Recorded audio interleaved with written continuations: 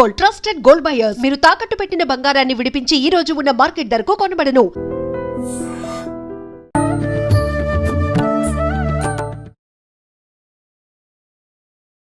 నమస్కారం, welcome to I dream. ధర్మ మార్గం విత్ విజిత కార్యక్రమానికి స్వాగతం. ప్రస్తుతం మనతో పాటు ఉన్నారు ప్రముఖ ఆధ్యాత్మికవేత్త ప్రొఫెసర్ సత్యనారాయణ మూర్తి గారు. ఇప్పుడు వారితో మాట్లాడి మరిన్ని మంచి విషయాలు తెలుసుకుందాం. నమస్కారం అండి. నమస్కారం మా విజిత. గురూజీ, ఆషాఢ మాసం రాబోతోంది. ఆషాఢ మాసం అనగానే మనకు ఎన్నెన్నో విశేషాలు ఉన్నాయి. కానీ ముఖ్యంగా మొదటి రోజు నుంచి ఒక 9 రోజుల పాటు కూడా నవరాత్రులు అనేవి జరుగుతూ ఉంటాయి. ఇవి ప్రత్యేకంగా గుప్త నవరాత్రులు, వారాహి అమ్మవారి నవరాత్రులు. ఏంటి అసలు ఈ వారాహి నవరాత్రులు జరుపుకోవాలని కొంతమంది, జరుపుకున్నా కూడా అందరూ జరుపుకోవడానికి లేదు అని కొంతమంది, అసలు జరుపుకోకూడదు అని కొంతమంది, అమ్మవారు ఉగ్ర రూపము, పూజలు కనుక చేస్తే మనము అలా ఉగ్రంగా తయారవుతామని కొంతమంది. అసలు ఏంటండి వాస్తవం ఏంటంటారు? అసలు నిజంగా ఈ నవరాత్రులు జరుపుకోవచ్చు అంటారా లేదా? జగద్గురువులైనటువంటి భారతీ తీర్థస్వాముల వారి ఉత్తరాధికారి శృంగేరి జగద్గురువులు విధుశేఖరేంద్ర సరస్వతి గారు క్లారిఫికేషన్ ఇచ్చేశారు, అవునా? అందరూ చేసుకోవచ్చు అని. నండూరి గారు చేయకూడదని, చేయొచ్చని, ట్రైన్లో వెళ్తున్నప్పుడు కూడా మనం జపం చేసుకోవచ్చు ఆయన అంటే, చెర్రావూరి గారు చేయకూడదు, ఉగ్రదేవత, ఆమె సవతి తల్లి, సొంత తల్లి కాదని ఇట్లా అంటుంటే ఈయన అనుకోకుండా విధుశేఖరేంద్ర సరస్వతుల స్వాముల వారిని కలవడం, ఆయన్ని ఆ ప్రశ్న అడగడం, ఆయన చెప్పడం జరిగింది. కాబట్టి జగద్గురువులు అంటే ఆదిశంకరాచార్యుల వారు 37వ ఆదిశంకరులు, సాక్షాత్ ఆదిశంకరులు చెప్పేసినట్టే, అందరూ చేసుకోవచ్చు. నెంబర్ 1. నెంబర్ 2, ఈమెని అర్ధరాత్రే చేయాలి అనేటటువంటి కాన్సెప్ట్ని చెర్రావూరి గారు చెప్తున్నారు. అర్ధరాత్రి అక్కడ స్వయంభూగా వెలిసినటువంటి కాశీక్షేత్రంలోనే మనకి ఉదయము మార్నింగ్ 4:30 నుంచి 8 o'clock వరకు టికెట్ల మీద దర్శనం, పూజలు. ఆ తర్వాత 9:30 వరకు 9 o'clock వరకు స్ట్రిక్ట్గా సర్వదర్శనం ఉంది, అందరూ చూసుకోవచ్చు. అందువలన క్లారిఫికేషన్ ఏంటంటే, దేవతల్లో ఎవరు కూడా ఉగ్ర దేవతలని, తీవ్ర దేవతలని, సాత్విక దేవతలని ఉండరు, అంతా ఒక్కటే. అది ఎవరికి అంటే బ్రహ్మ పదార్థం ఒక్కటే. వాళ్ళు రాక్షస సంహారం చేసేటప్పుడు ఉగ్రదేవతలుగా అవతరించారు. ఒక తల్లి తన కొడుకుని అల్లరి చేస్తుంటే, ఏ బుద్ధి లేదరా అని చెప్పి గట్టిగా సీరియస్గా యాక్ట్ చేస్తుంది, అది అంతవరకే. ఆ తర్వాత మళ్ళీ మామూలుగా రానాయన భోజనానికి రా, స్వీట్లు తిను అని ఇస్తుంది. అట్లా వారాహి అమ్మవారు ఏంటంటే, ఇది ఉపాసకులు చేసుకునేటటువంటిది గుప్త నవరాత్రులు అంటారంటే, రహస్యంగా ఉంచాలి అని, రహస్యంగా చెయ్యాలి అని. ఎందువలన అంటే మడి ఆచారము అనేటటువంటిది కూడా సాధనలో ఒక భాగము. మడి ఆచారం అంటే ఏంటి? ఏదో స్పెషల్గా అని కాదు. స్నానం చేయడం, శుభ్ర వస్త్రాలు ధరించడం, తలంటి స్నానం, మినిమమే. ఆ మినిమమీ కూడా పాటించినటువంటి వాళ్ళకి చెప్పొద్దు అన్నారు, అంతే. అందువలన గుప్త ఇవి ఎప్పటి నుంచో ఆచారంలో ఉన్నాయి, తమిళనాడులో ఉన్నాయి, ఉత్తర దేశాల్లో ఉన్నాయి. సో అటువంటి వారాహి అమ్మవారి యొక్క గుప్త నవరాత్రుల్లో ఆషాఢ మాసం శుక్ల పాడ్యం నుంచి ప్రారంభం అవుతుంది. నవమి వరకు అమ్మవారికి ఏముండదు, కుంకుమార్చనలు చేసుకోవడమే, మంత్ర జపం ఉంటుంది. ఆ తర్వాత వారాహి, అసలు ఆ వారాహి అమ్మవారు ఎవరంటే, ఈ వరాహమూర్తి ఉన్నాడు కదా, విష్ణుమూర్తి అవతారాల్లో ఒకటి. ఆ అవతారమూర్తిలో ఉన్నటువంటి చైతన్య శక్తి అంటే కదిలే శక్తి, అంటే ఆయన యొక్క భార్య అని అంటాం. అలాగే వరాహమూర్తిని వారాహి అంటాం. సప్త మాతృకలు వీళ్ళు, బ్రాహ్మి, వైష్ణవి, వారాహి, నారసింహి ఇలా. కాబట్టి ఈ తల్లికి ఏం చేయాలి అని అంటే, అందరూ ఎండుమిరపకాయలు వేయడము ఇలాంటివన్నీ చేస్తున్నారు, నిమ్మకాయలు, మిరియాలు, హోమాల్లో అవసరమైతే లాస్ట్గా ఆల్కహాల్ కూడా వేసేవాళ్ళు కొంతమంది ఉన్నారనమాట హోమాల్లో. ఇది పెద్ద పీఠం, మన సిద్ధేశ్వరానంద భారతి గారు పెట్టిన ఇక్కడ దిల్సుఖ్ నగర్లో ఉన్న పీఠంలో మల్లికార్జున శర్మ అని ఉంటాడు, వాళ్ళంతా వేస్తూ ఉంటారు వారాహికి, ప్రత్యంగిరికి. ఇవేం అవసరం లేదు.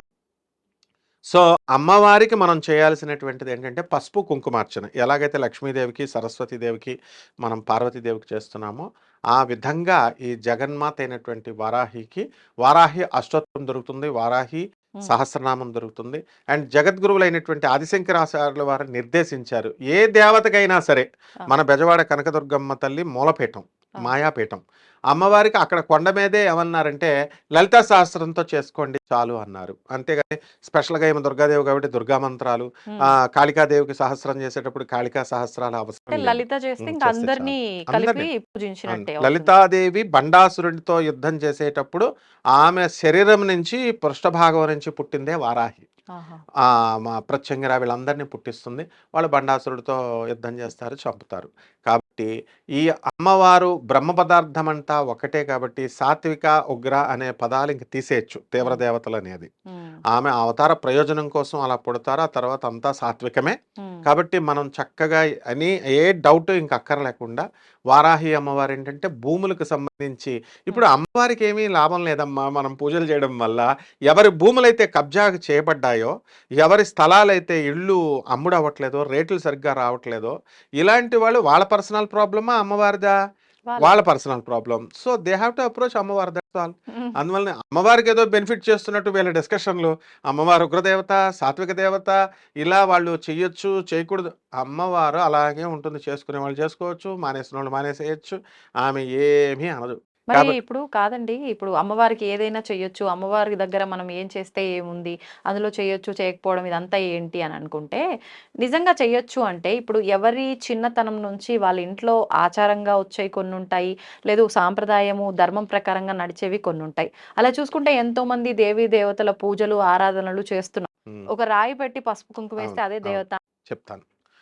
మామూలుగా ఈ సాంప్రదాయము అనేది నార్త్ ఇండియాలో ఉంది. తర్వాత తమిళనాడు వచ్చేవారు. మనకి లక్ష్మీ, సరస్వతి, పార్వతి ముగ్గురు డామినేట్ చేసేసారు. హ్మ్. దేవతలు ఇప్పుడు మనకు చాలా మంది ఉన్నారు. ఈ రాముడు, కృష్ణుడు ఇట్లా రకరకాల దేవుళ్ళు. సో, ఈ ప్రత్యంగిరులు, వారాహిలు, సప్తమాతృకులు మన బెజవాడ కనకదుర్గమ్మ టవర్‌ని చూస్తే ఆ దేవస్థానం మన మా గురువులు కాబట్టి అక్కడ వారాహి అమ్మవారు ఎప్పటినుంచో ఉంది. హ్మ్. గోపురం లేదా. ప్రతి దేవాలయాన్ని మీరు చూడండి ఎక్కడ తమిళనాడులో ఎక్కడ ఏ దేవాలయంలో ఉన్నా కూడా ఈ దశమహావిద్యలు, ప్రత్యంగిర, వారాహి అమ్మవార్లు అందరూ ఉంటారు. హ్మ్. ఒరిస్సాలో ప్రతి చోట కూడా. హ్మ్. కాబట్టి ఎందుకు ప్రచారంలోకి రాలేదంటే ఆ టైంని బట్టి వాళ్ళు బయటకొస్తారు. హ్మ్. ప్రతి దేవతకు ఒక ట్రెండింగ్ ఉంటుంది. ఒక వీడియో ట్రెండింగ్ ఎలాగో అమ్మవారికి కూడా ట్రెండింగ్ టైం ఉంటుంది మనుషుల్లాగే. దేవుళ్ళకి గూడా దేవుళ్ళకి తప్పలేదా? ట్రెండింగే. ఆ! అది ట్రెండింగ్ చేసిన ఆయన సిద్ధేశ్వరానంద భారతి. ఆ! ఆయన పాపం 20 సంవత్సరాలు కృషి చేసి ప్రత్యంగిర, వారాహి అమ్మవార్ల గురించి ప్రచారం చేయడం. తర్వాత తదనంతరం ఇంక అందరూ చేయడం. ఆ విధంగా ఆ ట్రెండింగ్ టైము అమ్మవారికి ఇప్పుడొచ్చింది. అప్పుడు మాత్రమే ప్రకటమవుద్ది. ఎలాగైతే శ్రీ మహావిష్ణువు వరాహ నరసింహస్వామి హిరణ్యాక్షుడు ఎత్తుకెళ్ళిపోయినప్పుడే ఆయనొచ్చాడు. హ్మ్. తర్వాత మళ్ళీ హిరణ్యకశ్యపుడొచ్చినప్పుడు నరసింహ అవతారం ఎత్తాడు. అట్లా అవసరాన్ని బట్టి అమ్మవారు బయటకొస్తుంది. ఆహా! ఎక్కువగా కలియుగంలో 2, 3 ఇయర్స్ నుంచే ఎందుకు అమ్మవారు వచ్చిందంటే, అంతకుముందు ఎవరు భూములు కబ్జాలు చేయలేదు పెద్దగా. ఈ మధ్య కాస్ట్‌లీ అయిపోయినాయి సిటీస్‌లో. హైదరాబాద్, బాంబే ఇట్లాంటి చోట. సో, అందరికీ కూడా భూములు కాస్ట్‌లీ కబ్జాలు జరుగుతున్నాయి కాబట్టి, మన సాఫ్ట్‌వేర్ ఇంజినీర్లు, మన ఉద్యోగస్తులు అందరూ కూడా అన్ని ప్రొఫెషన్స్‌లో ఉన్నవాళ్ళు, చిన్న చితక స్థలాలున్నటువంటి వాళ్ళు, హ్మ్. వాళ్ళ అవసరార్థమై అమ్మవారిని వెలికి తీశారు. నేను గుప్త నిధులు అంటాం. భూమిలో ఉంటాయి. అవి బయటకి తీస్తే అవి ఎలాగైతే ఆ అవసరాన్ని బట్టి తీశారు. కాబట్టి అమ్మవారిని అందుకు ట్రెండింగ్ చేశారనమాట. ఆ అమ్మవారు వారాహి అమ్మవారు మనం పూజ చేసినా, చేయకపోయినా ఆమె ఎప్పుడూ ఉంటుంది. మంత్రదేవత అంటాం. హ్మ్. ఈ మనం ఆ అవతారం ఎత్తకముందు కూడా మంత్రదేవత సృష్టిలో ఉంటుంది. అండ్ ఎవర్ లాస్టింగ్ ఉంటుంది. ఆమె ఎవరో కాదు సాక్షాత్తు పార్వతీదేవే. హ్మ్. కాకపోతే పార్వతీదేవి రకరకాల రూపాలలో అమ్మవారు శక్తి రూపంలో వస్తుంది కాబట్టి ఆ రోగాన్ని ఇప్పుడు ఇంజెక్షన్స్ ఉంటాయి. పెన్సిలిన్ ఇలాంటివన్నీ ఉన్నాయి. ఎరిథ్రోమైసిన్ ఎందుకు ఫెమిలియర్ కాలేదు? కరోనా వచ్చినప్పుడు దాని అవసరం తెలిసింది. హ్మ్. మరి పారాసిటమాల్ ఇవన్నీ పిచ్చి పిచ్చి టాబ్లెట్స్ అనుకునేవాళ్ళం. కరోనాలో అదే గతి. అలాగా ఈ దేవతలందరూ కూడా లక్ష్మీ, సరస్వతి డిమాండింగ్ దేవతలు, ప్రెడామినెంట్ దేవతలుండగా వారాహి అవసరం లేదు. పారాసిటమాల్ లాగా పక్కన పడేసాం. కరోనా వచ్చింది. భూ కబ్జాలు ఎక్కువైనాయి. కాబట్టి భూములు ఎక్కువ కొనాలి. భూదేవత ఆమె. కోర్టు సమస్యలు, లీగల్ ప్రాబ్లమ్స్. అందువలన వరాహం అంటేనే భూమిని ఎత్తుకొచ్చాడు కాబట్టి ఎవరికైతే ఈ అమ్మవారి పాపం గ్రీడీ కాదు ఈ అమ్మవారు. హ్మ్. పాయసానాలు ఇలాంటివి ఏం అవసరం లేదు అమ్మాయికి. అమ్మవారికి. ఆమెకు కావాల్సింది ఏంటంటే పులిహార. పసుపు కొమ్ములు వేస్తున్నారు, నిమ్మకాయ పెడుతున్నారు, చాలా అవి అమ్మవారికి కుంకుమార్చన ఇప్పుడు చేసుకుంటే మీరు ఒకటి సరిపోతుంది. అన్నారు, ఉమ్, ఆవిడ సాక్షాత్తు ఎవరో కాదు పార్వతి. పార్వతీదేవి. ఉమ్, మరి వరాహ రూపంలో వచ్చిన విష్ణుమూర్తి భార్యే వారాహి అన్నారు. అవును మరి పార్వతీదేవి విష్ణుమూర్తి అని అంటే ఇక్కడ ఉమ్, వరుసలు మారిపోతున్నాయి కదా, అవును. ఎలా అర్థం దేవుళ్ళకి చేసుకోవాలి? వరుసలు ఉండవు. ఇప్పుడు కానీ చెప్తా. ఎస్ అంటుంటారు కదా, ఎస్ అంటే ఐ టెల్ యూ. సోదరి సమానురాలు అవునవును అలా అని చెప్పి. చెప్తాను. రామో లలితాంబిక అన్నాం, శ్రీరామచంద్రుడే లలితాదేవి. అంటే ఉమ్, మగ రూపంలో ఉన్నప్పుడు శ్రీరామచంద్ర ప్రభువు రాముడిగా ఉంటాడు, ఆడ రూపంలో ఉన్నప్పుడు లలితాదేవి ఉంటుంది. అలాగే శ్రీకృష్ణుడు భీష్ముడిని చంపేటప్పుడు రథం మీద నుంచి దూకుతాడు ఆయన యొక్క తాకిడికి ఆపడానికి, కంట్రోల్ చేయడానికి. అప్పుడు కుప్పించి ఎగిసిన మహాకాళిలా ఉందని అసలే కృష్ణుడు నలుపు, పార్వతీదేవి నలుపు. ఉమ్, ఇక్కడ ఆ జుట్టంతా కూడా కాళిక. అంటే కాళిక ఎవరో కాదు, శ్రీకృష్ణుడే. ఎలా అంటే మనకి దేవతల్ని 3 రకాలుగా మనం డివైడ్ చేసాం, మనుషుల్ని కూడా. సత్వగుణము, రజోగుణము, తమోగుణము అని. సత్వగుణ దేవతలు ఎవరంటే విష్ణుమూర్తి, ఉమ్, పార్వతి. ఉమ్, ఆ తర్వాత రజోగుణము లక్ష్మీదేవి, బ్రహ్మదేవుడు. తమోగుణము శివుడు, సరస్వతి. అందుకని ఈ ముగ్గురు ఒకటే అని చెప్పడానికే చండీ సప్తశతి, దుర్గా సప్తశతిలో మార్కండేయ పురాణం, స్కాంద పురాణంలో ఏమని చెప్తామంటే మహాకాళి, మహాలక్ష్మి, మహాసరస్వతి ముగ్గురు ఒకటే. ఆమె చండీ, ఆమె కాళి అన్నీ అంటాం. సో మనం బెజవాడ కనకదుర్గమ్మ దేవస్థానమే కాదు, శక్తిపీఠాలలో మీరు ఎక్కడ చూసుకున్నా కూడా మహాకాళి, మహాలక్ష్మి, మహాసరస్వతి స్వరూపిణి, ఇంద్రకీలాద్రి నివాసిని శ్రీ కనకదుర్గా దేవతాయై నమః అని చేస్తాం. ఉమ్, మహాకాళి, మహాలక్ష్మి, మహాసరస్వతి స్వరూపిణి వారాహీదేవ్యై నమః అని చేస్తామన్నమాట. కాబట్టి మనం అనుకున్నట్లుగా ఇక్కడ హ్యూమన్ రిలేషన్స్లో ఉన్నట్టుగా మనం ఏమనుకుంటామంటే అన్నా చెల్లెళ్ళు ఏమో, అందుకని నాకు ఆ డౌట్ ఉండేది. కాబట్టి అవి గ్రాడ్యువల్గా ఎవరు బ్రహ్మ పదార్థం అంతా ఒకటే అనమాట.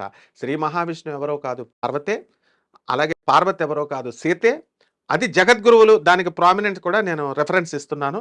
మా గురువు గారు అయినటువంటి జగద్గురువు అయినటువంటి శృంగేరి పీఠాధిపతులు 36వ పీఠాధిపతులు భారతీ తీర్థ స్వాముల వారు, ఆయన వీడియో ఉంటుంది చూసుకోవచ్చు. ఏమని తిరుమలలో వెలిసినటువంటి శ్రీ వెంకటేశ్వరుడు ఒకటే, ఉమ్, కాళహస్తిలో విరాజమానమైనటువంటి కాళహస్తీశ్వరుడు ఇద్దరూ ఒకటే అని క్లారిఫికేషన్ జగద్గురువులే ఇచ్చారు. ఉమ్, కాబట్టి దేవుడు అంతా ఒకటే అనమాట. అందువల్ల మనం మామూలుగా మనుషుల రూపాల్లో మనం చూసుకుంటాం కాబట్టి అలా డిఫరెంట్ అని అనుకుంటాం.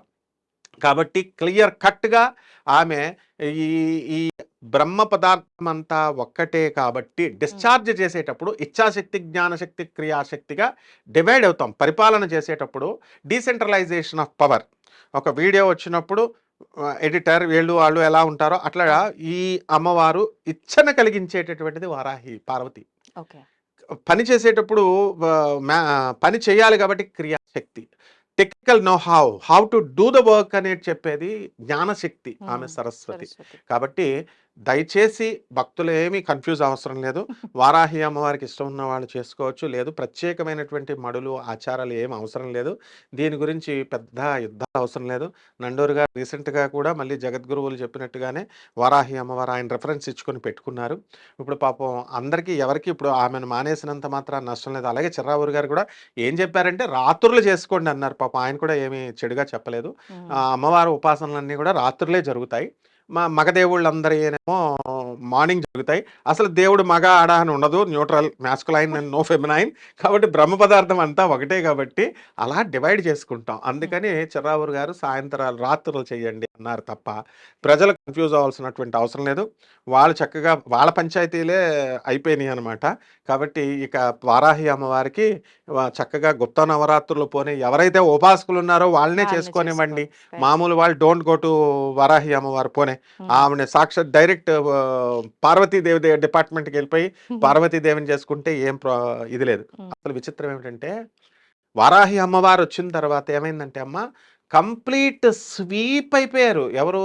లక్ష్మి, సరస్వతి, పార్వతీదేవి గుళ్ళన్నీ ఖాళీలు అయిపోయినాయి. కమర్షియల్ పూజలు అనమాట. వారాహి అంటే వారాహి, ప్రత్యంగిర అమ్మవారు కాస్ట్లీ అండ్ కమర్షియల్ దేవతలు. కాబట్టి కొంతమంది అట్లా వల్ల ఈ వారాహి అమ్మవారి ట్రెండింగ్లోకి వస్తుంది పోతుంది. అదంతా కాదు, జగన్మాత ఆమె పార్వతీదేవి. ఆమెనే పార్వతీదేవి రూపంలో చేసుకుంటే ఏ గొడవ లేదమ్మా. లలితా సహస్రంతో చేసుకుంటే సరిపోతుంది. ధన్యవాదాలు. ధన్యవాదాలు. తవ్వండి, తవ్వుతూనే శివలింగం. పరమాత్మకు జీవా సరే దాన్ని అట్లా కప్పేసేయండి, చూపించదండి. Krishna is there.